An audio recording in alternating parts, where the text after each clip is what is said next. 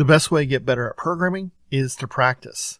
And in this example, we're going to read data from the console, that is from the keyboard input, and use that information inside of our application. As always, this file is available for download using the link provided below in the description. We'll pause for a couple seconds so you can download it, and then you can follow along.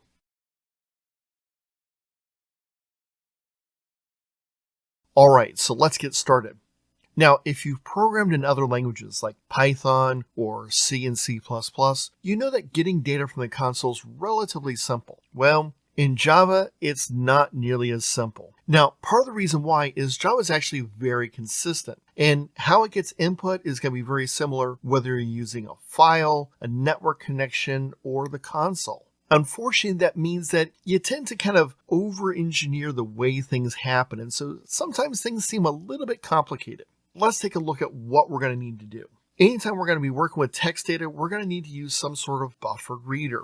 So I'm going to come up here and create a new line, and I'm going to create a buffer reader. And you can see that listed there, and we'll say it's called BR.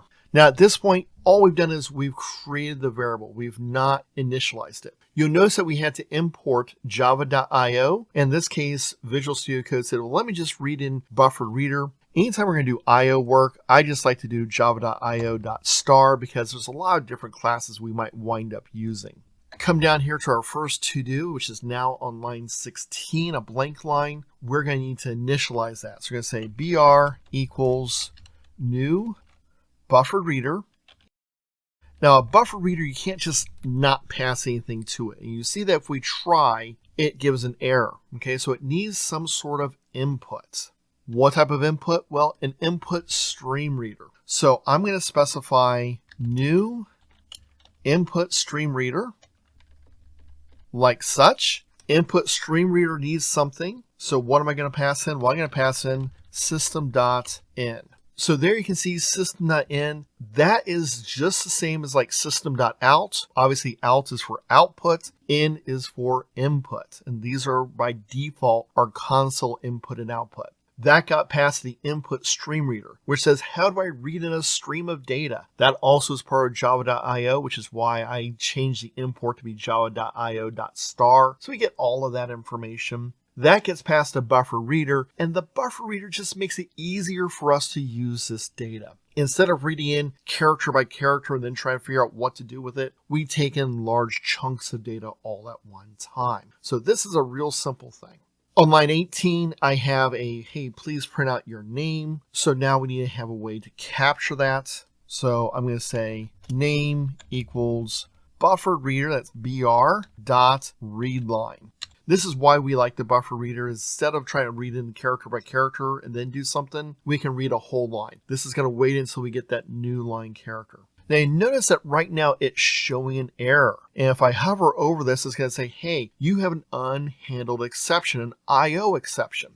And an IO exception is dealt with when you deal with a read line. This is one of these what we refer to as a checked exception. If you remember from previously, we talked about checked versus unchecked exceptions. This is a checked exception. It requires that we check for IO exception. Now you might be thinking, I'm inside of a try-catch block. But if I look at my catch, it's a null pointer exception, not an IO exception. So I'm going to add one more catch block.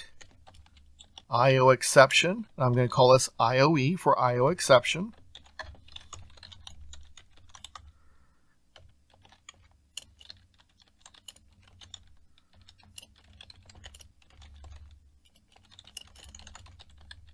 And I'm making an assumption that an error occurred reading input from the console. Now that we're capturing or we're catching that IO exception, notice I don't have an error with the read line anymore. If I come in here and try to run this, it says, please enter my name. I have to click down in the console window. So just real quick, if you're not used to that in Visual Studio Code, if you're using another editor, you may not have to. I can put in something like Bob, and it prints out the size of name, which is now 3. Remember, it used to be null because we didn't give it a value. Now we've got that value. Now we can do this. No exceptions occurred. And that's what we wanted to see. If I run this again, just to show you with a different name, Here's a longer name, Stephen. Notice it prints out 7, so it's able to take whatever that name value is that we entered and give it the right size. So it's just a real simple example of showing how we can read in some data from the console. Hopefully you found this helpful. If so, please give the video a like and consider subscribing so you can see more videos on how to get better at programming.